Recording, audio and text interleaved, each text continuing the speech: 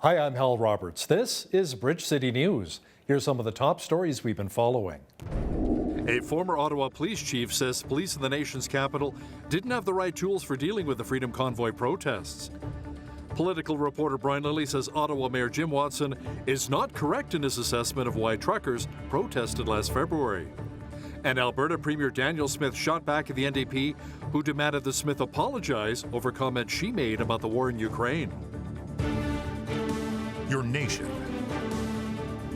your province, your southern Alberta. From the heart of Lethbridge, it's Bridge City News with Hal Roberts. Thanks so much for joining us. The public inquiry into the Emergencies Act continues in Ottawa. There will be more than 65 people testifying at the inquiry over the next 6 weeks. Charles Bordelot was the chief of police in Ottawa from 2012 to 2019, and he says police in the nation's capital needed better tools in handling the Freedom Convoy protests back in February. So they were looking everywhere and anywhere in order to give them access to more tools to do enforcement. So if you look at the province, they have access to CVORs, which is the trucking regulations, MTO around closure of roads, the highways. So I think those are the things that the city and the police service were looking to the province to see how can you help us resolve this situation in a peaceful manner without having to send a bunch of police officers in and have a riot on our hands. Now, there's a bit of a surprise when Ontario Premier Doug Ford was not asked to testify at the public inquiry. Ford says, however, that he does have a number of top officials there testifying. He says he's proud of the work the police did during the Freedom Convoy protest last February. We have top officials from the OPP that were running the operation with conjunction with municipal police agencies and the RCMP. You know, our police did an incredible job. They were very peaceful, they moved forward, and I am so proud to stand here and back our police right across this country and right across this province. I'll always support our police. They're professional, they're polite, and they ended up getting the job done. Thank you. Political reporter Brian Lilly says Ottawa Mayor Jim Watson, during his recent testimony at the inquiry, is incorrect when he says truckers with the Freedom Convoy were in Ottawa earlier this year protesting provincial mask mandates. Jim Watson saying this was about provincial mask mandates in the first couple of minutes of his testimony shows that either he didn't know what's going on or, again, he's trying to put blame elsewhere. My money's on the latter because I've known Jim Watson for more than 20 years. We actually worked together in the media a very long time ago. He's not a dumb man. That was an attempt to deflect blame onto his preferred target, which is the Ontario government and Premier Doug Ford, rather than owning the fact that he and his city administration and his police chief weren't ready. Mr. Lilly will have more on the public inquiry into the Emergencies Act taking place in Ottawa. That's coming up in the second half of our program. Prime Minister Justin Trudeau says his government is doing what it can to help Canadians with the high cost of inflation. Trudeau says it includes giving Canadians more with the GST credit.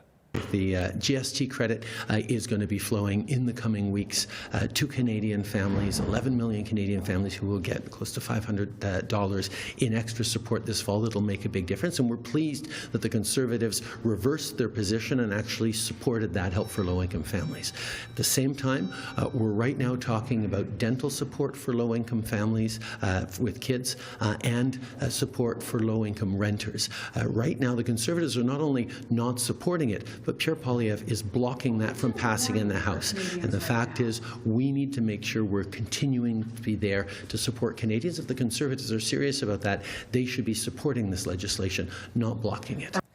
The Canadian Taxpayers Federation say they're very concerned about Bill C-11 when it comes to Canadian content creators. The bill gives government agencies the power to filter what creators can say and see online. Jay Goldberg, who is the Ontario Director for the Canadian Taxpayers Federation, says the bill needs to be scrapped or online content creators will suffer. So we actually have Canadian creators saying this is going to kill my business. I never would have broken through if Bill C-11 was law. And so the only leg the Liberals had to stand on was saying, you know, this is to help Canadian content creators. There were already privacy concerns, so already censorship concerns. And so if they're really the only reason, the raison d'etre for this bill doesn't exist, then it should be ripped up in shreds. And that's exactly what we're saying. The Senate is currently debating Bill C-11, which is otherwise known as the Online Streaming Act. An RCMP officer in Burnaby, British Columbia, has been killed in the line of duty. It's believed that the officer was stabbed on Tuesday while trying to assist mile officers at a homeless encampment on Canada Way between Willingdon Avenue and Boundary Road. Details are sketchy, but the Independent Investigations Office has been called in to the incident. Southern Alberta has been seeing well above normal values for this time of year when it comes to our weather. Apparently, it has a lot to do with a ridge of high pressure, which has not been moving on. There have been only 2 days that were below normal so far this month. Now, a spokesperson with Environment and Climate Change Canada says these warm conditions we're experiencing are not uncommon for Lethbridge. Typically this time of year, we'd see temperatures more like 13 degrees for a daytime high and -1 for an overnight low. And yesterday it hit 24 degrees. So you can see we're at 10 or 11 degrees warmer than we would typically be this time of year. It's not unusual to see 20-degree days in October. Lethbridge does average 6 of them in a normal year. We've had 11 days so far this October that have hit 20 so far, and we have 3 more expected for this week. Fougere does say, however, that some cooler temperatures should arrive by this weekend. Well, the weather in our city has been quite spectacular. The leaves are changing colors, lots of sunshine. Jeanette Rocher is in now with an early peek at the forecast. Jeanette, are we getting close to breaking any heat records here in southwestern Alberta?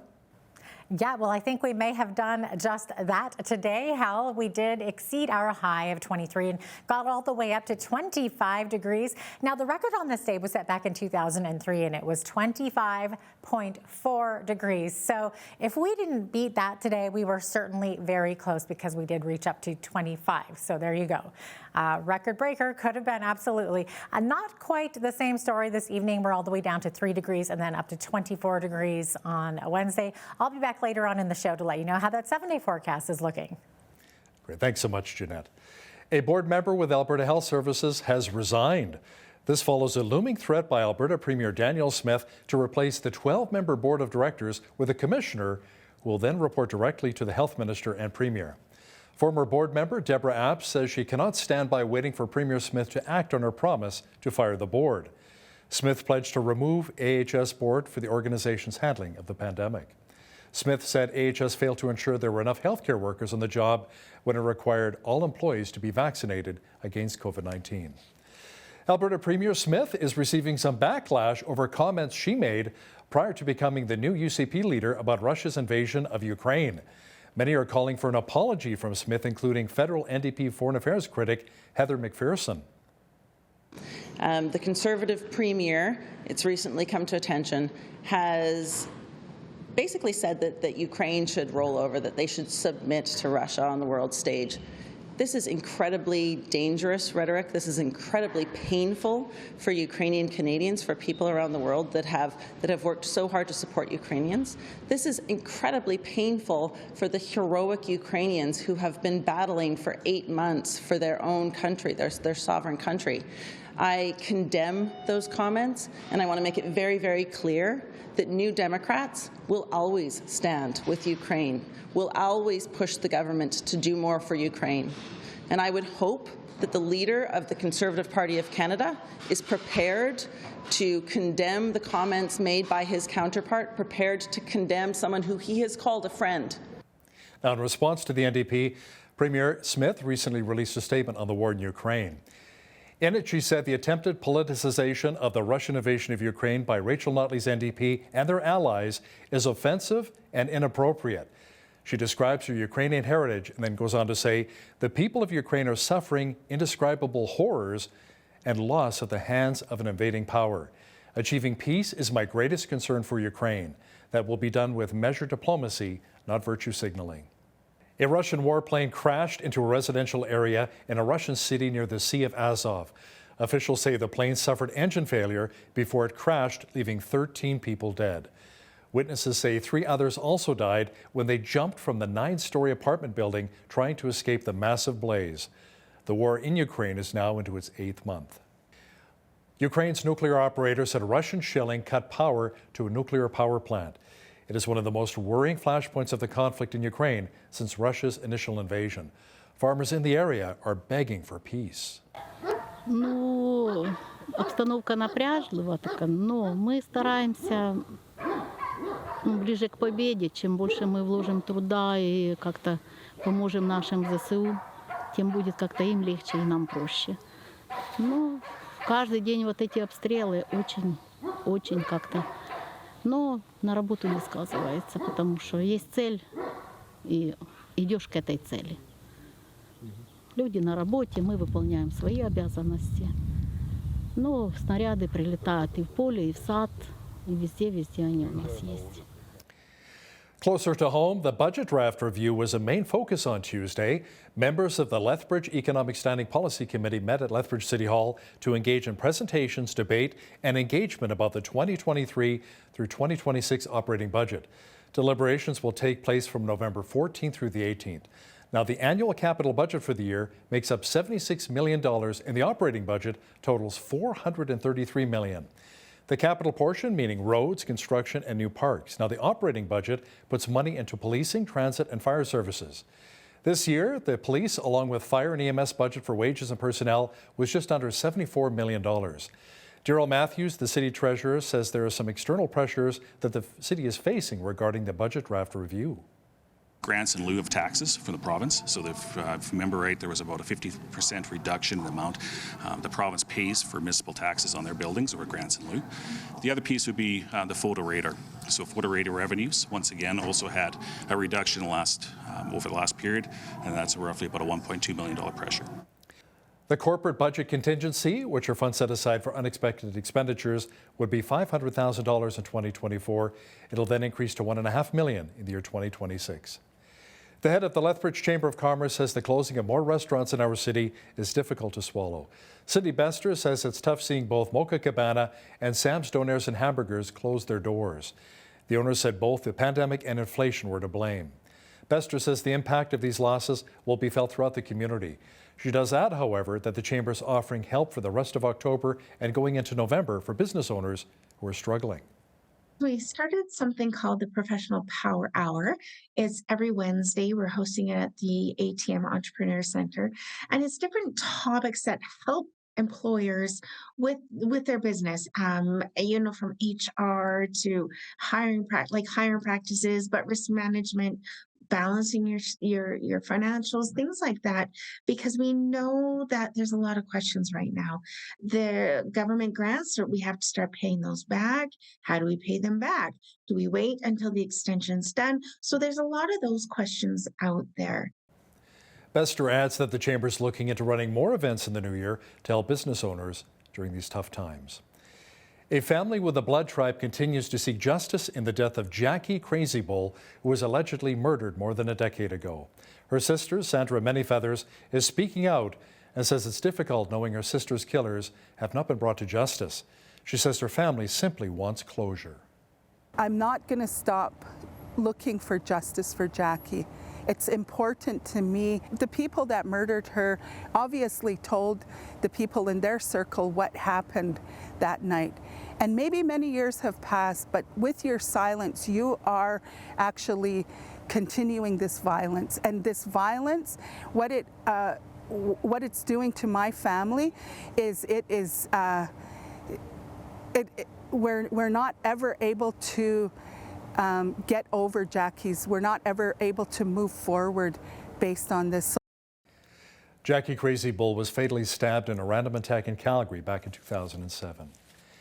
Hand-feeding wild birds has become a problem here in our city, and that's according to the Helen Schuler Nature Center. Officials there say they have received a large number of reports of people hand-feeding birds in city parks, along with an increase in social media posts of the same kind. Jessica Deacon-Rogers, the program coordinator with the centre, says birds choose to live in areas like the river bottom in Lethbridge because they have access to natural food sources and shelter. She says it's not a good idea to hand-feed the birds. So by losing that fear of people, they're coming out in the open, they're coming close to people, which is dangerous for them in the first place. But also often where people are feeding them is along open trails like this one, by parking lots, in open areas. Small birds are often hiding, so things like shrubs and trees provide great protective coverage for them from animals like hawks and falcons that eat them. And so when they're coming out in the open seeking food from people, they're much more exposed to risk from predation from other birds and animals that could catch and kill them.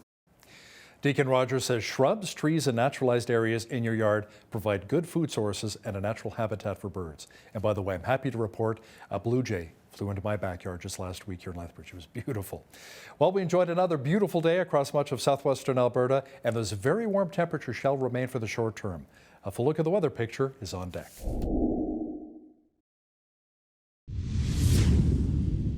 Some of us around the TV station are debating whether or not to put on our winter tires. After all, we're heading into the third week of October. Jeanette Rocher is in now with all of the weather details. Well, Jeanette, is now a good time to put on the winter tires, or maybe we should hold off for another week?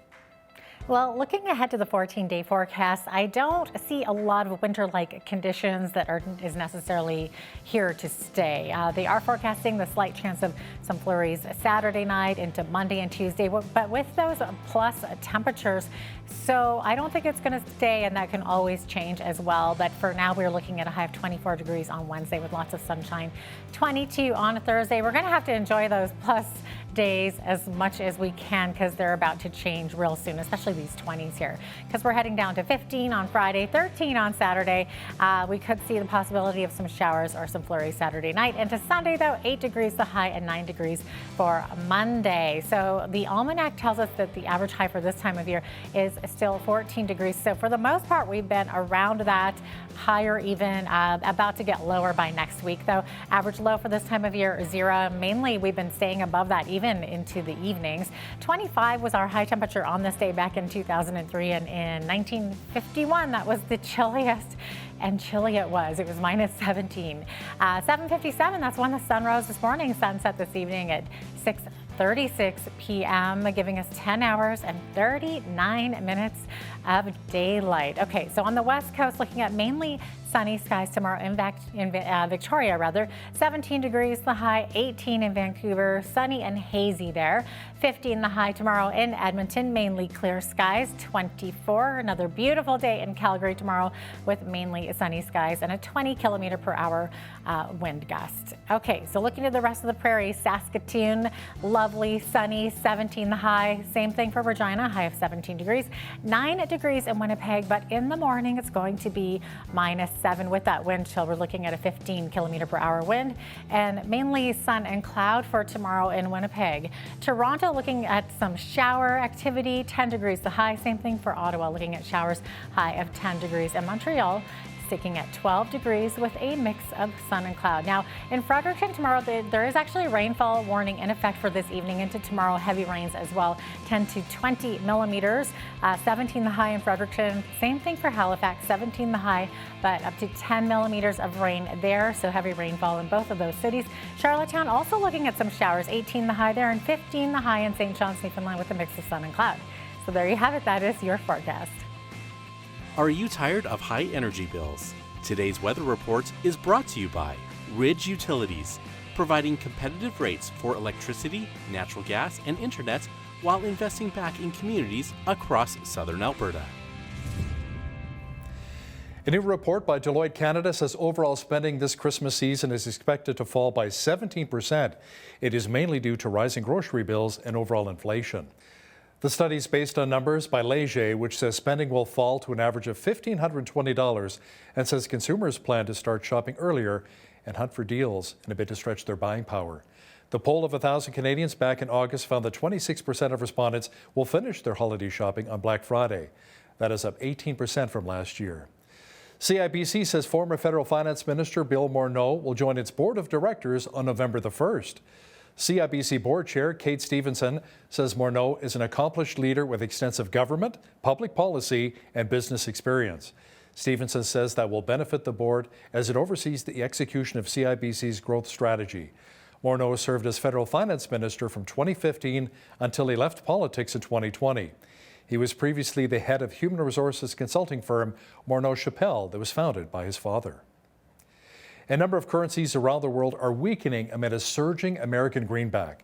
Many business owners say this is leading to skyrocketing prices for essential goods. The consumer is not buying, the entire supply chain gets impacted, and the supply chain includes people like us, the importers, the wholesalers, processors, and everybody.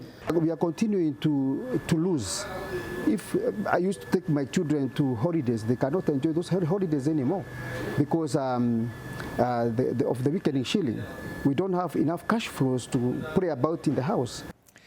Hemp is a product that is becoming more and more popular across North America. It's being used in everything from car parts to clothing and even some of the furniture that we sit on. Darren Bondar is the president and CEO of Hemp Alta. He says hemp is literally being used in thousands of products right now. Hemp can be used in actually over about 25,000 different products. So everything from construction to pet to gardening. There's really just endless uses. So for us, it's just been kind of focusing on where we want to be as a company and how we can educate the public about all the benefits of hemp and where it can be used from our perspective, more consumer packaged goods than necessarily on big industrial applications. Make sure you catch the entire interview with Darren Bondar from Hemp Alta and BCN's Jeanette Rocher coming up after Business News. Now, here's a look at today's markets. The TSX was up 177 points on the day to finish at 18,798. The Dow was up 337 points to 30,523. The S&P 500 was up 42 on the day to 3719, and the Nasdaq was up 96 points to 10,772. West Texas Intermediate Oil was down $2.64 on the day to $82.82 US per barrel. Natural gas was down 31 cents to $5.75 US. Gold was down 8 cents to $16.52.14 US an ounce, and silver was even on the day at $18.74 US an ounce. Feed wheat is at $12.73 per bushel, barley's at $9.79, canola's at $19.52, and corn is at $12.39 per bushel. Live cattle were up 60 cents to $148.48, feeder cattle were up 8 cents to $174.83, and lean hogs were up $1.53 to $86.48. The Canadian dollar was down slightly over the past 24 hours to 72.78 US.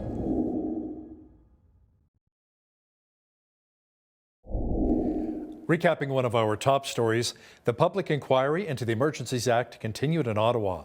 Ottawa Mayor Jim Watson said he was impatient with the amount of time it took to get more police officers to his city.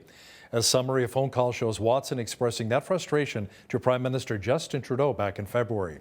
Watson also said Ontario Premier Doug Ford hid his responsibility to help address the Freedom Convoy protests. There will be testimonies from more than 65 people over the next 6 weeks of the inquiry. Political reporter Brian Lilly says Ottawa Mayor Jim Watson got it wrong when he said truckers were protesting provincial mask mandates specifically during the Freedom Convoy. Mr. Lilly will explain why shortly. And listen, if you see news happening in your community, be sure to send us an email at info@bridgecitynews.ca. We'd love to hear from you.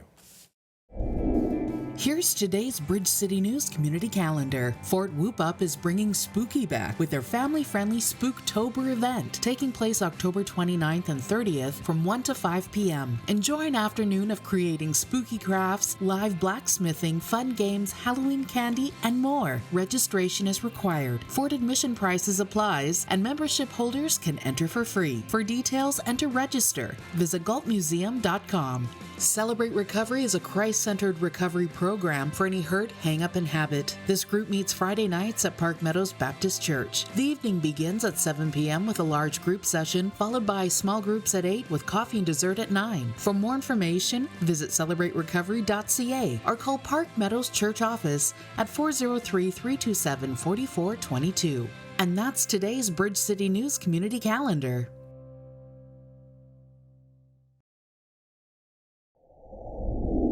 The public inquiry into the Emergencies Act continues in our nation's capital. Over the next 6 weeks, around 65 people will be giving their testimonies. Political reporter Brian Lilly has been following the inquiry quite closely and joins us now from Toronto. Brian, you say the inquiry has already turned into a blame game with people and organizations working hard to ensure that they're not responsible for what happened earlier this year? Yeah, look, public inquiries, they always say that it's not about assigning blame. This is about finding out facts, getting to the bottom of it. Well, no, everyone's trying to point fingers and claim, well, it's this person's fault, it's that person's fault. Ottawa's city manager, the top bureaucrat for the municipal government in Ottawa, was up on the stand Monday, Steve Kanellakos. He's a man with immense experience in dealing with big protests and dealing with running the apparatus that is the city government in the nation's capital. He was blaming the police, and then lawyers for the Ottawa Police Service get up and try and deflect the blame somewhere else. Lawyer for former Ottawa Police Chief Peter Slowly trying to deflect elsewhere. Ottawa Mayor Jim Watson on the stand trying to blame Doug Ford, the Ontario Premier, trying to push blame everywhere but where it belongs. I've said from the beginning, I said it back in January, I said it in February, this was a failure. The way this protest played out was a failure of local policing and local city administration. There is no way that all those trucks should have been allowed to get up on Parliament Hill. You absolutely have your right to protest, but you don't have a right to park your truck indefinitely in front of Parliament. But they allowed them to not only get in there, but to harden their stance so that they couldn't just say, okay, it's time to move on. And that was a failure of local police who didn't have a clue what was coming or how to handle it. Now let's circle back to Ottawa Mayor Jim Watson for just a moment here, Brian. He said at one point the Freedom Convoy was started over provincial mask mandates. Brian, it was so much more than that for those who protested. Well, the main impetus was the federal vaccine mandate. In particular, the connection with truckers was because they brought in a federal mandate that you had to be vaccinated to cross, and truckers who had been exempt from that, it was coming into effect that they would no longer be exempt. Now, the problem is if Justin Trudeau had dropped that immediately, it still wouldn't have meant that Canadian truckers who were unvaccinated could have crossed the border because the Americans had the same policy in effect. So they could have come into Canada, but you couldn't have crossed into the United States, let's say. But that was the impetus. It was the federal vaccine mandates. Yes, there was a bunch of other things added on top, but Jim Watson saying this was about provincial mask mandates in the first couple of minutes of his testimony shows that either he didn't know what's going on, or again, he's trying to put blame elsewhere. My money's on the latter because I've known Jim Watson for more than 20 years. We actually worked together in the media a very long time ago. He's not a dumb man. That was an attempt to deflect blame onto his preferred target, which is the Ontario government and Premier Doug Ford, rather than owning the fact that he and his city administration and his police chief weren't ready. Brian, whether it was the mayor or city officials, everyone was quite surprised that the Freedom Convoy stayed a lot longer than just a few days. I mean, with Bridge City News, we were there for well over a month taking part, and we're watching some of the people at the bouncy castles and the barbecues, and it seemed like people had a really good time there. Were city officials not really paying attention to the messages being delivered by our truckers and others who participated and protested? No, they weren't. They obviously weren't, or they ignored it when they got information that ran counter to what they wanted to believe. So there were briefings a few days before the convoy showed up, where the Ottawa Police Service was telling city officials, yeah, there'll be 1,000 or 2,000 people, and they'll stay for the weekend, but some will stay a little bit longer, but they'll be gone by next Wednesday at the latest. That's not what happened. And if you just listened to them, all you had to do was turn on the TV, listen to the radio, read a newspaper, go on social media, check out Facebook, go on Telegram.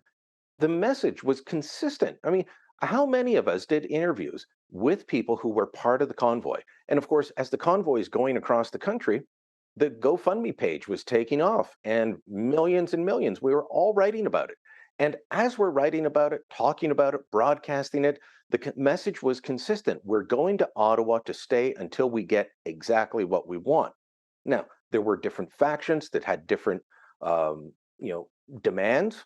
Tamara Litch was mainly about end the cross-border mandates. There were people who had signed that memorandum of understanding wanting to replace the current government with the Senate and the Governor General in a committee, but they all said, we're going till we get what we want. And what we want is change. And they said that they were staying. I don't know how you watch that and come away with, there'll be 1,000 to 2,000 people here over the weekend. That was not the message from anyone, but it's the message that Ottawa Police wanted to hear. I thought that this was a failure of the progressive policing model in view of now former Chief Slowly. I thought, and I still think that's part of it, but it was a failure of intelligence. And yet they were warned. The Ottawa-Gatineau Hotel Association said that they'd received inquiries about renting 10,000 rooms or more for 30 to 90 days. And was this feasible? That was shared with city officials. That was shared with the police. One of the councillors sent an email to top city staff saying, look, forget what the police are telling you. These guys are coming for a lot longer than a weekend, and there's going to be a lot more than 1,000 to 2,000. They ignored anything that didn't fit with their existing narrative, which was, this will all be over quickly. Don't worry about it. And then, on allowing the trucks in, the chief of police actually had the belief that stopping trucks from going onto Parliament Hill would be a violation of charter rights. It absolutely would not be, and no lawyer worth their salt would claim that. If you stop people from walking up to Parliament Hill, absolutely, that would be a violation of charter rights. If you say you can't go protest at Parliament, but protest doesn't include, as I said earlier, having an 18-wheeler with a load on the back parked out in front. That's, they're two very different things. So complete failure by Ottawa Police. That's what we're finding out in the early part of this, long before we'll ever hear from Prime Minister Trudeau or members of his cabinet. Now, there have been a lot of questions about Justice Rouleau, the man appointed to lead the inquiry given his ties to the Liberal Party in the past. Brian, can he really remain objective? In your opinion, has Justice Rouleau said or done anything that maybe shows bias so far? No, not so far. And in fact, his opening statement last week gave me hope because I have written columns in The Sun saying, look, we have to keep an eye on this. Justice Rouleau in the 1980s, that's how far we're going back. In the 1980s, he was a top staffer to Liberal Prime Minister John Turner. Turner was only briefly Prime Minister, but Rouleau was there and then stayed with him when Turner was opposition leader. He was a Liberal donor, but that was in the 1990s. I know there's some screen grabs floating around online showing recent donations. That's a different Paul Rouleau. I've spoken to the man. He tells me he's not related to this guy at all, but that he is a donor to the Liberal Party. So Justice Rouleau stopped donating in the 90s. He's been a judge with a good track record since 2002. And he talked about the need to get to the bottom of this, that we needed to find the truth. He also talked about how there's two mandates. There's the terms of reference that the government gave him, which was, hey, go investigate those truckers. That's what Justin Trudeau wants. But he said there's also the mandate given to him by Parliament through the legislation. And that is to investigate, did the government do the right thing? So that gave me a lot of hope that maybe he can put all politics aside and just look for the truth. And that's what we want to find out from this. Was the Emergencies Act required? I've argued from the beginning, even though I think the police should have cleared things out earlier. I never thought that the Emergencies Act was needed. You didn't need to freeze bank accounts. You didn't need to give extraordinary powers. You just had to have a competent police force and police chief in place. When they got that, things cleared out in Ottawa. So, Brian, let's say all 65 people testify. Over the next 6 weeks, Justice Rouleau says, you know what, the Emergencies Act shouldn't have been invoked. The police had a good handle on the situation. Will this put pressure on Prime Minister Justin Trudeau to resign? And he was asked that twice last week, and he dodged it both times. In fact, instead, he went on a diatribe about how he did the right thing in invoking the Emergencies Act, and it was a measured response, and that it was time limited. And he was basically doing a sales pitch, which I think, given the fact that the commission had just started its work, it was the first day, that was highly inappropriate for him to do. I don't think this is a prime minister that would resign over something like this. We've seen his track record on so many issues that would be the end of other politicians. And he just says this is a learning experience for all of us. I'm not sure what the outcome of this will be. I think it's very much a matter of opinion on whether the Emergencies Act was required. I can tell you that if Ottawa Police had been competent, there would have been no question about having to invoke it. But they were incompetent. The city leadership was incompetent. The feds did it. I think Justin Trudeau did it for political reasons. I think it was an overreach, but different people have different views, and we'll see what Justice Rouleau comes out with at the end. Brian, the ArriveCan app was heavily criticized by so many Canadians for a number of months. The Trudeau Liberals have made it optional now. Now, we have lots of questions over the cost of the thing, $54 million. Some people are saying it could have been created for under $500,000. It appears as though somebody made a lot of money. Well, it started out apparently as a project for $80,000. And, as happens with so many government projects, things just spiraled out of control from there. But there have been companies who have replicated the ArriveCan app. There are people who've said, yes, it could have been done for $250,000 in terms of the time and effort needed to pay the coders to do this, to pay for, anything that was needed to build this app.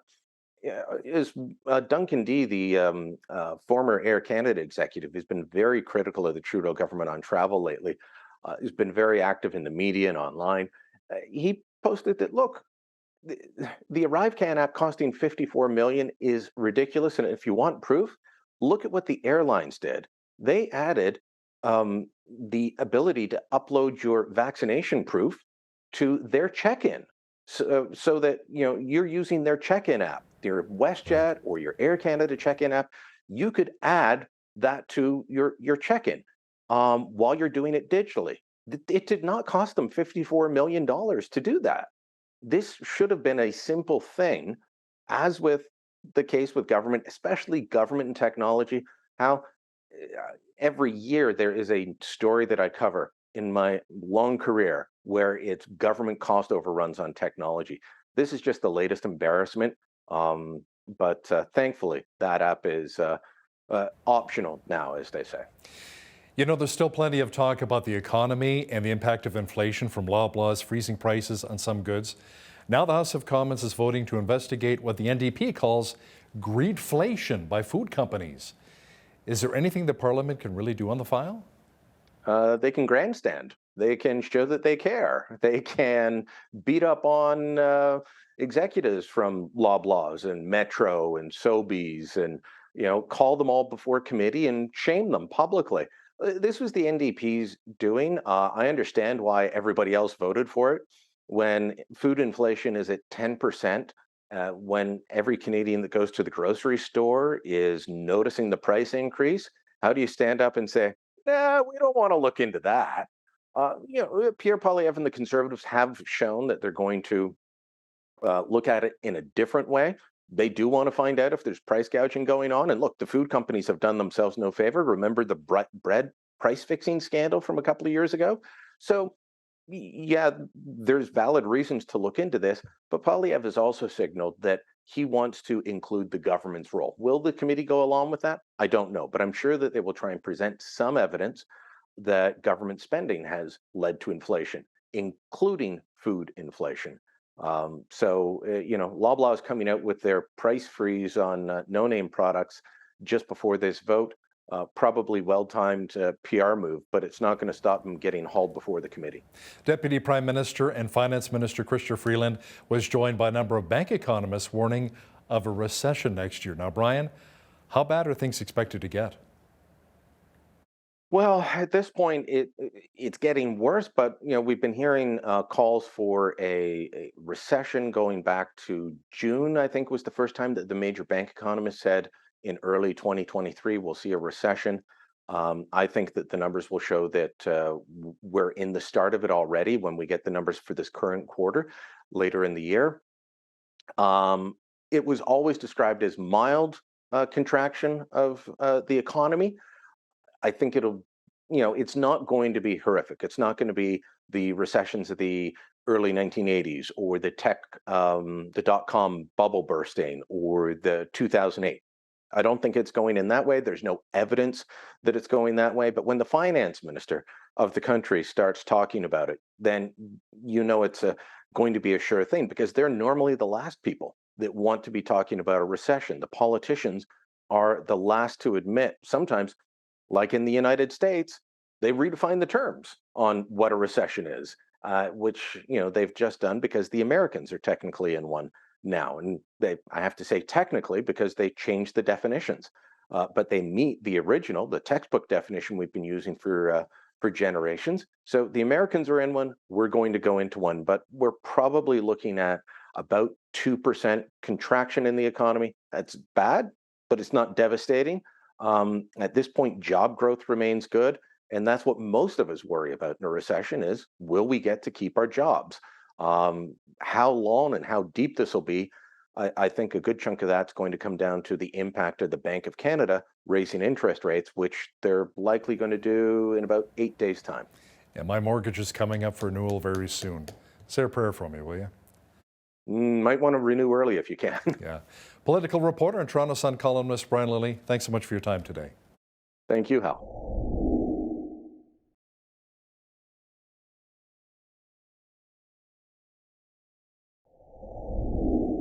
Southern Alberta is known for its valuable crops like grains and vegetables, but did you know that hemp is also produced here? It's a versatile product, and as the industry grows, it has the potential to create so much value for us here in Southern Alberta, from an alternative to plastics, durable fabrics, and even helping to keep food fresher longer. Who knew? Joining me to talk about this amazing plant is Darren Bonder of Hemp Alta. Darren, welcome to the show. So great to have you on. Thanks for having me. Very excited to be here and appreciate it. Okay, so now, Darren, first off, just to clear some things up for people who maybe aren't very familiar with hemp, or for those who hear the word and automatically think cannabis. So can you explain how the hemp plant and the plant that marijuana comes from are different? Sure, absolutely. Well, I know both because before I was in the hemp business, I was in the recreational cannabis business. And ultimately, it comes from the same plant, the cannabis sativa plant. The essential difference is that hemp has below 0.3% THC. So it doesn't have any psychoactive effects. And that's why we were able to use it for industrial purposes. So cool. Okay, so let's get right into this. How did your company get started? After we had Spirit Leaf, which was a chain of recreational cannabis stores, which across Canada, which we sold last year to Sundial growers. I really kind of had some foresight into the plant and the product itself, the hemp plant itself, that not only can it be used for intoxicating effects, which everybody's familiar with, but there's a huge opportunity in industrial hemp. And so I was doing a lot of research into seeing, which avenue we could take, and found this really cool processing plant right in Calgary, and kind of fit all the boxes for what we wanted to do for a company. It's sustainable, really helping with the ESG mandates that are out there, and just kind of fit right into my background. Awesome. So maybe give us an idea of how many industries could possibly benefit from the hemp grown in Southern Alberta. Yeah, I mean, hemp can be used in actually over about 25,000 different products. So everything from construction to pet to gardening. There's really just endless uses. So for us, it's just been kind of focusing on where we want to be as a company, and how we can educate the public about all the benefits of hemp and where it can be used, from our perspective, more consumer packaged goods than necessarily on big industrial applications. Okay, so what kind of products can be made out of hemp? What do you guys make? Well, our marquee product is called the Hemp Fresco, and it's really innovative in the sense that we sell it in kind of three hemp-filled pads, and you put these in your fridge, in your vegetable drawer, your fruit crisper, and also in your fruit bowl. And all households can relate at the cost of food being expensive, and sometimes buy in bulk, and then you just start throwing out a ton of produce. The average family home, I think, throws out about $1,800 a year in wasted food. And what our hemp-based food preservation pads do is they actually extend the food, your fruit and vegetable life longer, and keeps your food fresher, sometimes up to 30 days. It just absorbs all the gas and all the moisture that builds up in these crisper drawers, and through the natural strength and properties of hemp, we're able to save customers money. That is absolutely amazing. Now, could there be commercial applications for restaurants with this product as well as Yeah, for households? sure. Even for grocery stores, for restaurants that also have a big food waste problem, this definitely helps them preserve their food for a longer period of time. We call those the super frescos. Okay, awesome. Now, which part of the plant would this be? Is this from the stem, or like? It's a great question. It is from the stem. So, the way that the challenge and the opportunity that we saw is hemp is traditionally grown for the hemp parts, the proteins. that you might have in a smoothie, and people are familiar with hemp bark being used as a good source of protein. But after that, the farmers are really stuck with all the big bales. So if you're driving through southern Alberta, you'll see thousands and thousands of these hemp bales sitting on farmers' fields, and nobody really knows what to do with them.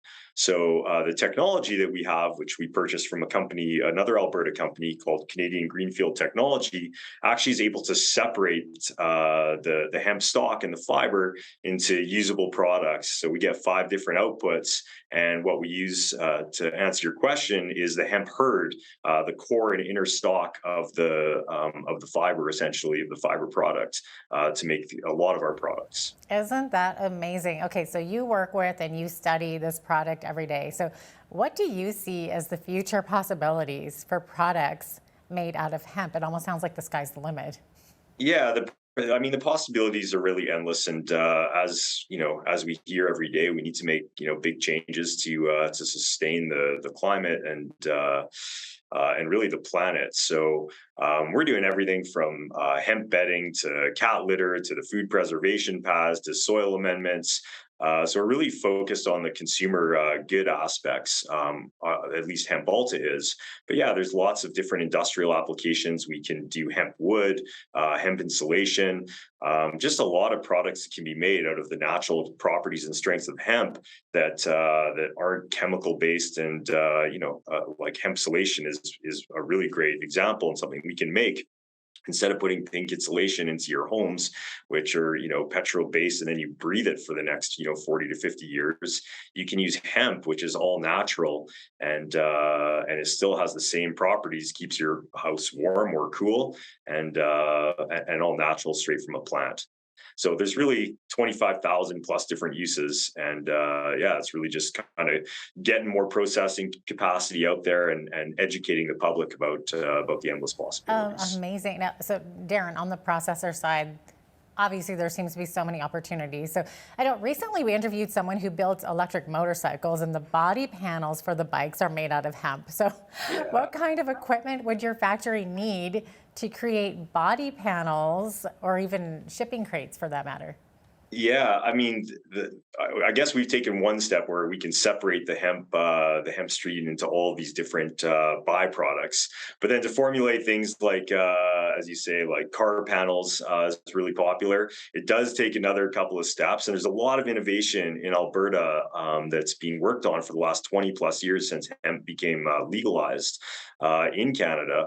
And now it's really up to the entrepreneurs and to kind of take this great science and this great engineering that's being developed and help commercializing it and bring it to market. So there's still some steps that need to be taken, but I think Canada still has an opportunity to be a leader. It needs to catch up with Europe a little bit, who's a little bit more advanced, but Alberta is definitely a hotbed for it, and the opportunity is there. Mm-hmm. What kind of hemp-related research and development are you currently seeing in Canada?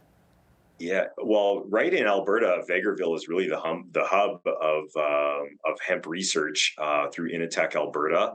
And so, when I jumped back into the hemp business, this time on the industrial side, what I saw was all of this great innovation and lots of scientists and lots of engineers who've developed some very cool products like the ones that I previously discussed. So now it's really, I think, just bringing these products to market and getting them commercialized. Mm-hmm. Can you give us an idea maybe of how much hemp is actually grown here in Alberta? I believe in Alberta, in Canada alone, the last statistics I think are from 2020, and there were 20,000 hectares, and Alberta was responsible for growing 8,000 of those hectares. So Alberta is a great climate for growing hemp, specifically, obviously in the grow season from May to October, but it's a very hardy plant. Farmers like it because it helps regenerate their soil, so it's very good for farmers to grow.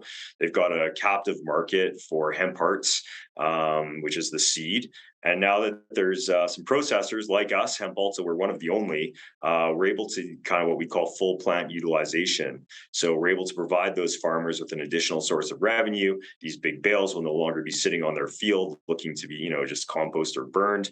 And we're able to turn those into more commercial products. So I think there's a really great opportunity in Alberta. We hope to kind of fill that gap. We've started in a small way. And, as consumers adopt our products, I'm sure we'll be able to scale to a pretty significant size. So what would it take for more farmers in southern Alberta to start growing it? Well, they just need a market for the seeds. So I think pretty much all of the seeds are being grown. I think farmers know that are being bought anyway. And I think farmers know the benefit of growing hemp, as I just talked about. It's very important to regenerate their soil without chemicals and stuff. It's a weed, right? So it is actually quite good for their soil. And now that they have the opportunity to sell the whole stalk and we have this full plant utilization, I think we're heading in the right direction, and more farmers will adopt as long as there's demand. Awesome. Now, Darren, in your opinion, how much more dollar value could hemp actually bring to the Alberta economy and Alberta family farms? Yeah, I mean, I think it's a $1 billion opportunity in Alberta, and we've got a really great start to it, and I think it progressed. The Alberta Hemp Association is really active, and as is the Canadian Hemp Association. So it's really just education, consumer adoption, and I think the next 2 to 3 years are going to be really strong for industrial hemp as it kind of separates itself from the intoxication plant, and people realize the benefits that this regenerative crop can have. It's amazing. Now, is it better suited to be grown in open fields or more like in greenhouse growing? Yeah, industrial hemp is really designed for open fields. It does extremely well in natural soil. It grows really fast and really tall, and so it's economical to grow, and it does not need to be grown in a greenhouse, which is, I think, better suited more for for the intoxicating plant, the cannabis plant. So it sounds like it's a really hardy plant. Then it can withstand. Very hardy. Can withstand pretty hefty conditions, even some frost, and still have great value to it and generate. Yeah. Okay. So if that's the case, if it's so hardy and it's easy to plant and whatnot, why are we not seeing more products out of hemp being developed here in Canada? Yeah, it's a good question. Really, you're seeing a lot of food products on the market. I don't think there's any shortage of that. The gap has been in the processing of the fiber once it's been processed for seed. And it's basically a 100-year-old method of processing. It was just not, you had to beat it, and you really couldn't get the structural integrity out of the plant. But with this new technology that we have, that's kind of filling that gap of being able to process the full plant and then turning it into things that we've talked about, turning it into car panels and clothing and all those other elements. So I think as more processors like ourselves come on board and as we're able to scale, you're going to see a lot more. Okay. How old is your company, too, by the way? Well, Canadian Greenfield Technologies built this hemp train, which is the system. So they were at it for about the last 4 or 5 years. We bought the prototype plant in January, so we're really only 8 or 9 months old. We're starting to get a lot of product out into the market, but we certainly have a lot of runway ahead. You'd mentioned before that you were more on the CBC, the CDC side of it, the cannabis, and you switched over. Is it because you think that it's just a better opportunity in terms of it's just going to explode? Well, it's a different opportunity than it was, for sure. Recreational cannabis, is its own thing. But what I really liked about the industrial hemp is, 1, it's good for the environment. 2, everybody can use it. 3, we're completely not regulated in Canada, which is great. So it just allows us to share the benefits of the hemp plant, the cannabis plant, if you will, with the mass consumers without the stigma of getting high. So I like the environmental impact that we can have, and just the good that we can do with it. So, Darren, we were talking about industrial products made from hemp earlier. I understand that Henry Ford, of course, wanted to make body panels, so the car body panels out of hemp, and you'd mentioned that earlier, that it's a great opportunity for hemp. So can you tell us what uses hemp had before its competing industries had hemp banned? Yeah, it's a really great question. I think what happened with hemp and why it isn't more at the forefront today is that it became part of the, it became banned in the 1930s as part of the, the Drug Act. It was like a stigma around it. Exactly. So all the progress that had been made and all the foresight that, guys like Henry Ford had were really stunted. So in 2018, when the U.S. Legalized industrial hemp as part of the Farm Bill, I think people are starting to realize that there's a lot of opportunity. It got really focused on CBD and all of those benefits, but there's all these industrial applications that are now starting to emerge, and the hemp industry is starting to bloom again. With the change to the Farm Bill, and Canada's had a huge head start. We've been legal here since the late 90s. So I think we just got to kind of keep moving forward, educating consumers and getting a lot of these great innovations out to market in a mass scale. Mm-hmm. I know I learned a lot from you, so thank you so much for that. I had no idea it was such a natural and such a hardy product that could be used in almost anything. It's amazing. Yeah, great. Well, appreciate it. And anything we can do to help. If you want to learn more, hempalta.com. We've got tons of information. Sounds great. Thanks so much for your time today, Darren. Appreciate it. Okay, thanks. Appreciate it too. Absolutely. Darren Bonder is the CEO of Hemp Alta out of Calgary. I'm Jeanette Roche on behalf of all of us here at Bridge City News. Thanks for watching.